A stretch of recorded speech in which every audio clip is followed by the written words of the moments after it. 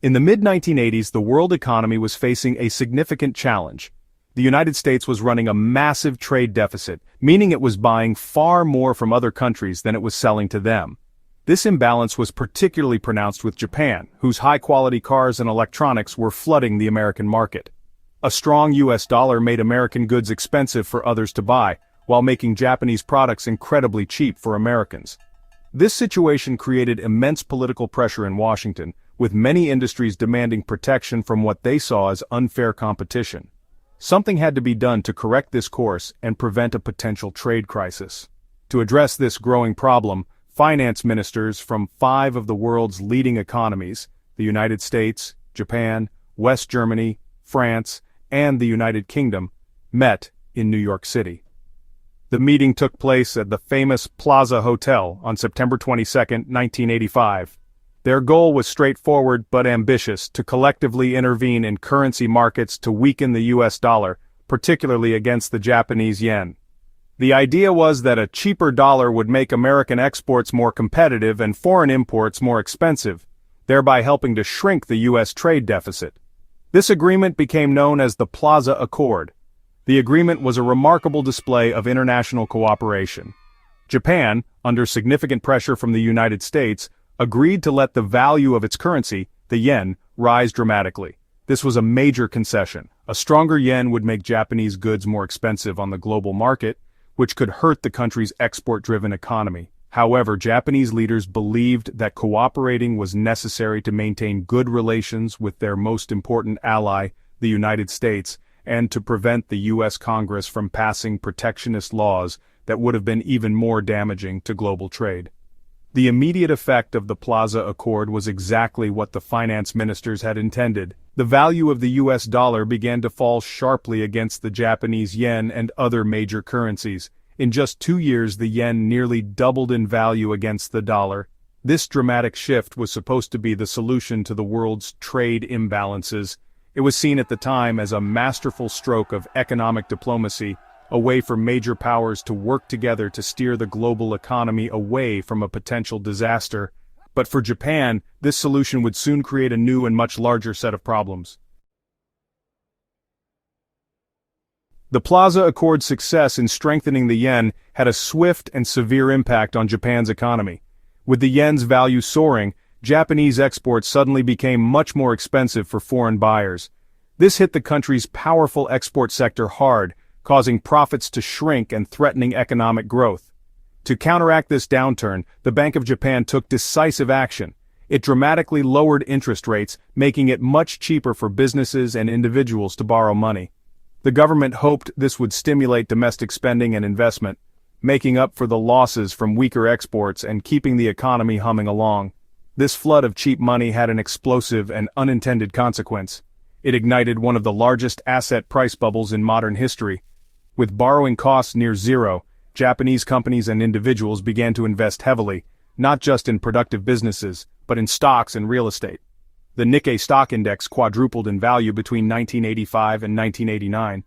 Urban land prices, particularly in cities like Tokyo, skyrocketed to astronomical levels. At the peak of the bubble, the land underneath the Imperial Palace in Tokyo was said to be worth more than all the real estate in California. The country was caught in a frenzy of speculation. Every bubble, however, must eventually burst. By 1990, the Bank of Japan realized the situation was unsustainable and began to raise interest rates to cool the overheating economy.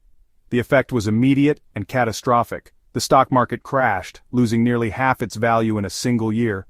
Real estate prices followed, beginning a long and painful decline that would last for years. The wealth that had been created on paper vanished into thin air, leaving companies and banks with mountains of bad debt. This collapse plunged Japan into a prolonged period of economic stagnation. This period became known as the Lost Decades. From the early 1990s onward, Japan struggled with minimal economic growth, falling prices, what economists call deflation, and a sense of national pessimism. The economic miracle that had made Japan a global powerhouse seemed to have come to an end. The very policy that was meant to solve a trade problem with the U.S. had inadvertently pushed Japan into a deep and lasting economic trap. The Plaza Accord, once hailed as a triumph of cooperation, is now often seen in Japan as the trigger for this long and difficult era of economic pain. Fast forward to today, and we see a situation that bears a striking resemblance to the 1980s. The United States once again finds itself with a large and persistent trade deficit, but this time, the primary focus is not on Japan, but on China. For years, the US has imported a massive volume of goods from China, from iPhones to furniture, creating an economic imbalance that has become a major political issue in Washington. Just as with Japan decades ago, American leaders have accused China of unfair trade practices, including undervaluing its currency, the yuan, to make its exports artificially cheap and gain an advantage. The American complaints against China, however, go much deeper than just currency manipulation. The US government has a longer list of grievances. These include accusations of intellectual property theft, where Chinese companies are said to steal American technology and trade secrets. Washington also objects to policies that force American companies to transfer their technology to Chinese partners in order to access China's vast market. Furthermore, the U.S. criticizes the heavy subsidies that the Chinese government gives to its state-owned enterprises, which allows them to outcompete private American firms on the global stage. In response to these concerns, the United States has adopted a much more confrontational approach than it did with Japan. Instead of negotiating a cooperative agreement like the Plaza Accord, recent U.S. administrations have launched a direct trade war. This has involved imposing steep tariffs on hundreds of billions of dollars worth of Chinese goods, with the goal of making them more expensive for American consumers and businesses. The hope is that this economic pressure will force Beijing to change its policies and create a more level playing field for international trade.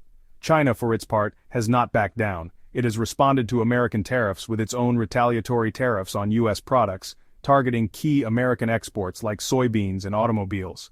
This tit-for-tat escalation has created significant uncertainty and disruption in the global economy. While the core issue, a large U.S. trade deficit with a rising Asian power, is similar to the 1980s, the methods and the geopolitical context are vastly different. The current standoff is less about currency alignment and more about a fundamental rivalry over technology, economic models, and global influence. China today is in a fundamentally different position than Japan was in 1985, which is the primary reason why it will not agree to a Plaza Accord-style deal. First and foremost, China is not a close military and political ally of the United States in the same way Japan was during the Cold War. Japan's security was deeply intertwined with America's, giving Washington enormous leverage. China, on the other hand, sees itself as a strategic competitor to the United States. Beijing is not dependent on the U.S. for its national security, and therefore feels far less pressure to make concessions that it believes would harm its own long-term economic interests. Furthermore, Chinese leaders have carefully studied what happened to Japan after the Plaza Accord. They see Japan's lost decades as a cautionary tale, a clear example of what can happen when a country bows to foreign pressure and allows its currency to appreciate too quickly. The lesson they have taken from this history is that sacrificing control over one's own currency and monetary policy can lead to devastating economic consequences, including asset bubbles and long-term stagnation. They are determined to avoid Japan's fate and maintain firm control over their economic destiny, even if it means enduring a prolonged trade conflict with the U.S. China's economic structure also gives it more resilience.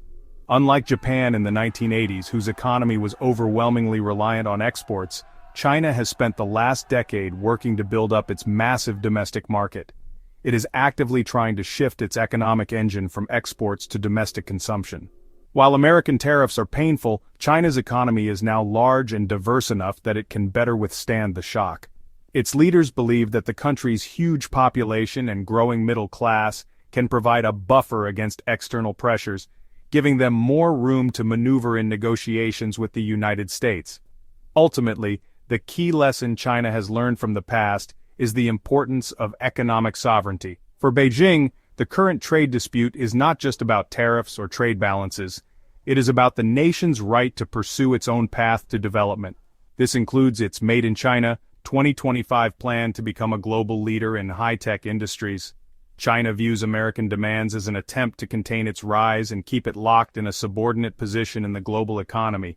Because of this, Beijing is prepared to resist pressure and absorb short-term economic pain to protect what it sees as its long-term national interest, making a repeat of the Plaza Accord highly unlikely.